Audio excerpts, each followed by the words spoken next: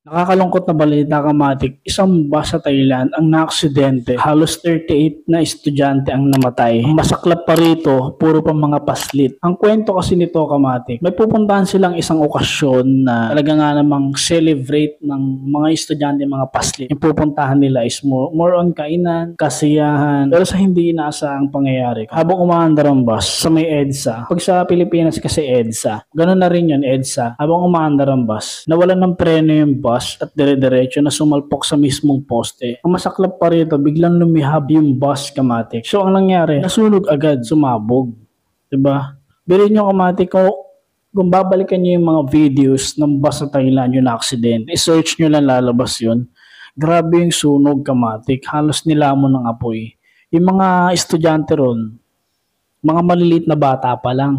Siguro 10 pababa, ganun mga edad. Grabe. Tapos may mga teacher pa, nakakadurog ng puso kamati kung mapapanood yung video. Sobrang nakakadurog ng puso. No? Ganun talaga. Ganun talaga ang buhay ng tao kamati. Hindi natin masasabi kung hanggang kailan tayo dito sa mundong to. Pero nakakalungkot kasi dahil ang babata pa nila kamati. Halos habang umaandar ang bus, habang paalis, habang nasa biyahe pa lang sila kamatik, masayang nagkakantahan yung mga bata ron. Yung bang, wala lang, vibes lang kasi mga bata pa nga, di ba? Kantahan lang sila sa loob ng bus, pero hindi nila inaasahan. Yun na pala yung huli nilang awitin. Grabe, no? Biglaan kamatik. Halos pagkabang, siguro nawalan ng preno yung bus, halos dire-diretso eh. Tapos nung bumangga, sumabog agad. Ang masaklap pa rin kasi hindi agad nakalabas. Biglang umapoy ka agad, nasunog. Pero may mga iba naman na nakaalis ka agad. Pero yung kawawa doon kamatik, yung mga bata, parang nalitsyon eh. Parang, grabe. Ito kung di ko kayang tiisin na makita yung ganun. No? Halos, parang, alam niyo sa lechon kamatik, ganun. Iniikot sa apoy. Halos ganun na ganun ang nangyayari kamatik. Grabe. Ang namatay nun is 23 batang maliliit, estudyante.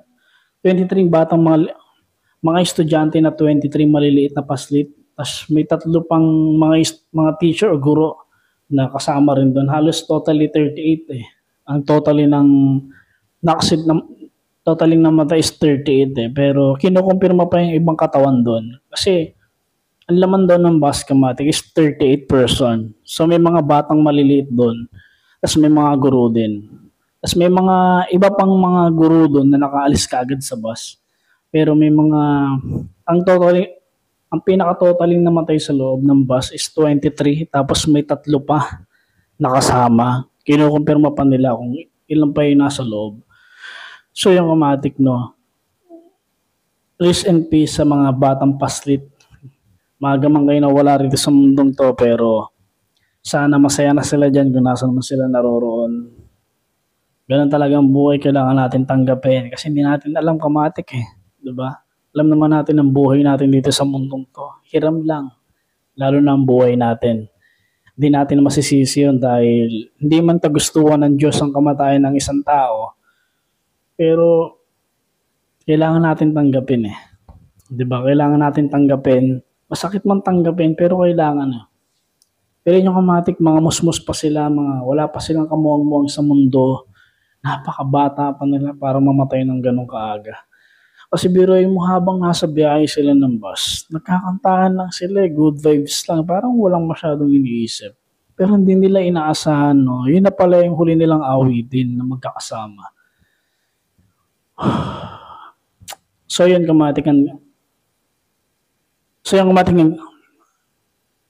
hanggang dito na lang muna ang videos ko kamatik. Maraming salamat sa lahat ng mga nanonood mula umpisa hanggang dulo.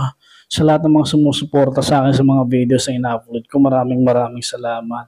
Kung gusto mo itong video na to, syempre, ano pang hinihintay mo? I-like at subscribe mo na yun sa channel natin. At i-click mo na rin notification bell kamatik para updated ka sa tuwing may bago tayong latest upload. So yung kamatik, maraming salamat.